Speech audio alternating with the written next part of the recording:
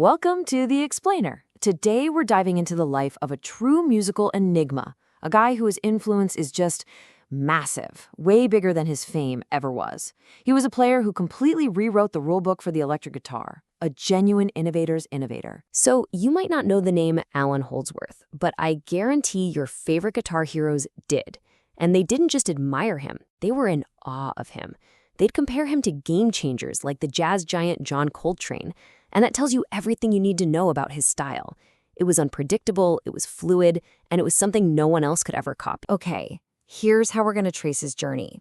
We'll start with his very unlikely beginning, follow him to the buzzing London music scene, dig into his constant battle for artistic freedom, and then see how he became this relentless innovator and ultimately the humble man behind the legend. So our story doesn't start with a kid who was dying to play the guitar.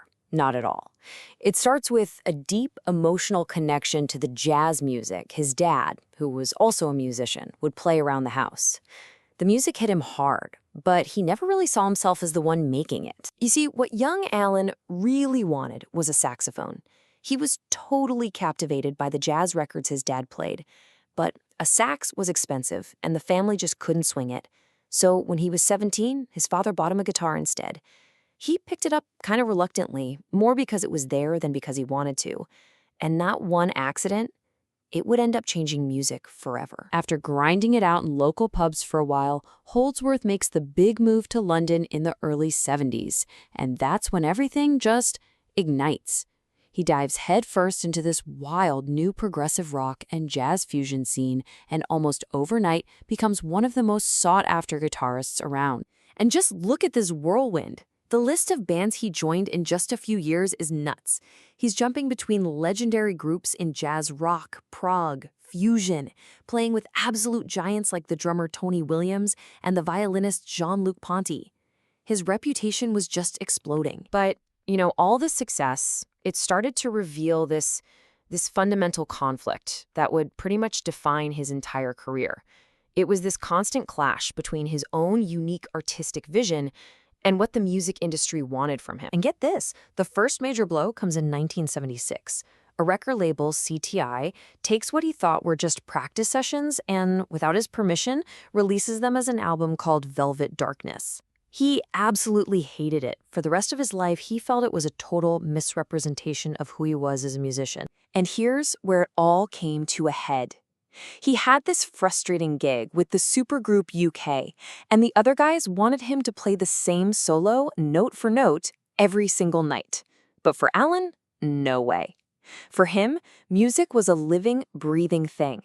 It had to be improvised, created in the moment. The two ideas just couldn't exist in the same band. So you can see why he had to find a way out. This constant search for real artistic freedom. It literally pushes him across the Atlantic. He ends up in Southern California, hoping he'll find people who get what he's trying to do. But it wasn't like he landed in California and suddenly everything was perfect. His new band was so broke, they named themselves IOU, and that was basically an inside joke about how they were always in debt. But then his luck took a massive turn when he got the attention of a certified rock god. And that rock god? None other than Eddie Van Halen. Eddie was just floored by him. He became Allan's biggest cheerleader, telling anybody who would listen that Holdsworth was, quote, the best. He pushed hard to get him a deal with a major label and would even show up at Allan's seminars just to watch him play and try to figure out what he was doing. So now, finally, he's got his own bands, he's got the respect of giants like Van Halen, and he's free to really fully go all in on his core philosophy, constant, relentless innovation. He was just fundamentally against the idea of ever repeating himself. And, listen to this. This is the standard he held himself to. His longtime drummer, Chad Wackerman, said that if Allan ever heard another musician copy one of his licks, he would just stop playing it. Forever. He'd just abandon it and force himself to create something totally new. Who does that? And that drive for new sounds, it led him to this thing, the syntax. It looked like something straight out of a sci-fi movie. It wasn't really a guitar, it was this wild controller that let him create these horn-like, orchestral sounds and textures that nobody had ever heard come from a guitarist before. It became his signature sound in the 80s. And get this, to put that into perspective, this wasn't some mass-produced instrument you could just go buy. They made fewer than 100 of them, ever. So he wasn't just a master of the syntax, he was practically one of the only masters on the entire planet. Okay, so we've seen the complex musician, the relentless innovator. But who was the person behind that staggering genius? To really get the full picture, you have to understand the humble, gentle, and often funny man that he was. I mean, his impact is just off the charts. Look at this list. It's a who's who of guitar gods from every corner of the map. Rock, metal, jazz, prog. They all looked at Holdsworth and said, that's the guy pushing the limits. Even Frank Zappa called him one of the most interesting guitarists on the planet. High praise. But maybe the best story, the one that tells you everything you need to know about his character, involves a young, totally starstruck Steve Vai. He was just 20 years old, desperate to meet his hero, and he waited for hours outside a theater after a show. So Vai's expecting, the typical rock star brush off. A quick, hey kid, maybe an autograph, and that's it.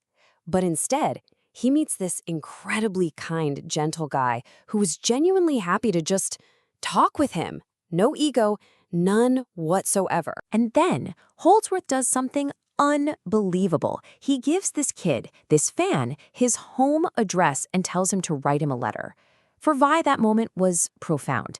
It wasn't just about meeting his hero. He said it fundamentally shaped his entire perspective on fame and how you should treat people with kindness. So in the end, Allan Holdsworth's story really leaves us with this big, powerful question.